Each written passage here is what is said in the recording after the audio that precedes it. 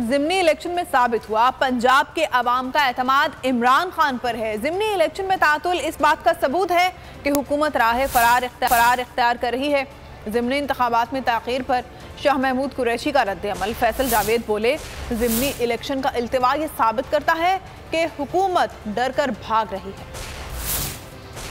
तो फैसला करना है कि इन जालिमों ने जो तुम्हारा निवाला छीना है, क्या तुम उनको वोट दोगे? आज पीपल्स पार्टी और गिलानी बन गई है करप्शन की निशानी।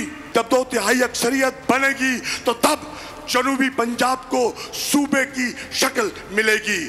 ये सीट जहाँ पे इलेक्शन होना था, लेकिन भाग गए भगोड़े, फिर भाग गए।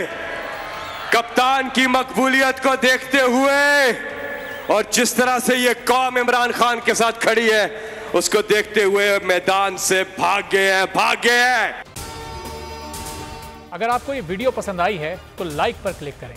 सबसे ज्यादा व्यूज, सबसे ज्यादा रील्स और सबसे ज्यादा रेटिंग के साथ बोल अब भी नंबर 1 पोजीशन पर बरकरार। सब्सक्राइब करें और बेल दबाएं ताकि कोई खबर रह न जाए।